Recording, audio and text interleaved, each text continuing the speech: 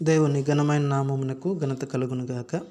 ఈ యొక్క వాక్యాన్ని అంటున్నటువంటి ప్రతి ఒక్కరికి కూడా ప్రభు నామంలో శుభములు తెలియజేస్తూ ఉన్నాను. నేటి ధ్యానము నిమిత్తము 12వ కీర్తన 6వ వచనం. యెహోవా మాటలు పవిత్రమైనవి, అవి మట్టి మూసలో 7 మార్లు కరిగి ఊదిన వెండి అంత పవిత్రములు. దేవుని యొక్క మాటలు పవిత్రమైనవి. అయితే భక్తుడు ఎందుకు ఈ కీర్తనను లేక ఈ మాటలను ఇక్కడ రాస్తూ ఉన్నాడు అనేటువంటి విషయాన్ని మనం గమనించాలి.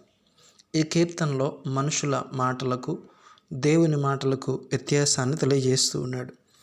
12వ కీర్తన 2వ వచనం. అందరూ ఒకరితో ఒకరు అబద్ధములాడుదురు, మోసకరమైన మనసు గల వారై ఇచ్చకములాడు పెదవులతో పలుకుదురు.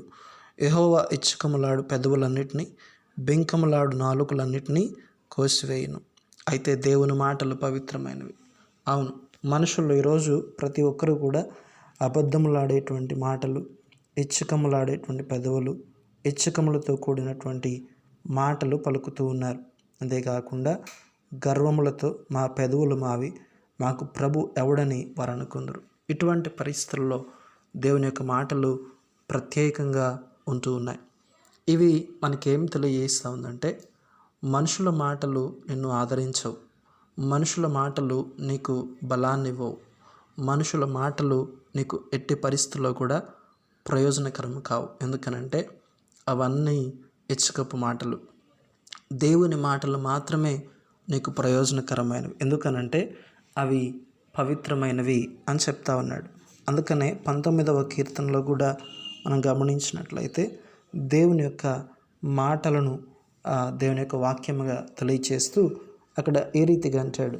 19వ కీర్తన 8వ వచనం. యెహోవా ఉపదేశములు నిర్దోషమైనవి, అవి హృదయమును సంతోషపరచును. కాబట్టి 11వ వచనం. వాటి వలన నీ సేవకుడు హెచ్చరికనందును, వాటిని గైకొనుట వలన గొప్ప లాభము కలుగును. నిజమే కదా.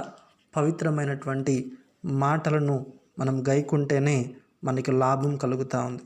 అందుకనే నూతన నిబంధనలో కూడా మనం గమనించినట్లయితే దెస్సలోనిక పత్రికలో పౌలు ఈ రీతిగా తెలియజేస్తూ ఉంటాడు. దెస్సలోనిక మొదటి పత్రిక 4వ అధ్యాయము 18వ వచనం. కాబట్టి మీరు ఈ మాటల చేత ఒకరినొకడు ఆదరించుకునుడి. దేవుని యొక్క మాటల చేత మనము ఆదరించబడతాం.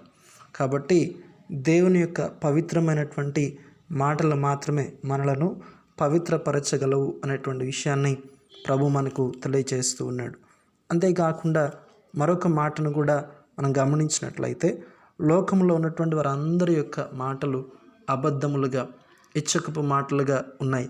కానీ దేవుని యొక్క మాటలు పవిత్రంగా ఉన్నాయి. ఇది మనకేం తెలియజేస్తూ ఉంది అని అంటే, మనము కూడా దేవుని ఎరిగినటువంటి వారు దేవుని వలె పవిత్రమైనటువంటి మాటలు మాట్లాడగలిగేటువంటి వారుగా ఉండాలి.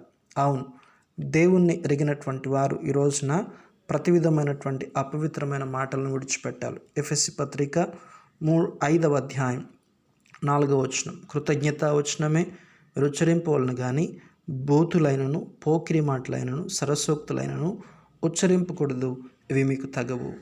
దేవుని ఎరిగినటువంటి వారి జీవితాల్లో బూతులు, పోకిరి మాటలు, సరసోక్తులు తగవు. ఎందుకనంటే వారు పవిత్రమైన మాటలు పలికేటువంటి దేవుని కలిగి ఉన్నారు. దేవుని బిడ్డలు, దేవుడు పవిత్రమైన మాటలు పలుకుతూ ఉన్నాడు కాబట్టి దేవుని బిడ్డలు కూడా వారు పవిత్రమైన మాటలు పలికేటువంటి వారుగా, సత్యము పలికేటువంటి వారుగా ఉండాలి. ఇటువంటి అనుభవాలు ఈ రోజున మనము కలిగి ఉందాం. దేవుని యొక్క మాటలు పవిత్రమైనవి కాబట్టి వాటి చేత మనము ఆదరించబడదాం. అంతేకాకుండా దేవుని ఎరిగినటువంటి వారముగా దేవుడు ఏ రీతిగా అయితే పవిత్రమైన మాటలు పలుకుతూ ఉన్నాడో అదే రీతిగా మనము కూడా పవిత్రమైన మాటలు మన నోటి నుండి పలికేటువంటి వారముగా మనం ఉందాం. ప్రభువు అట్టి కృపను మనకు దయచేసి నడిపించునుగాక. ఆమేన్.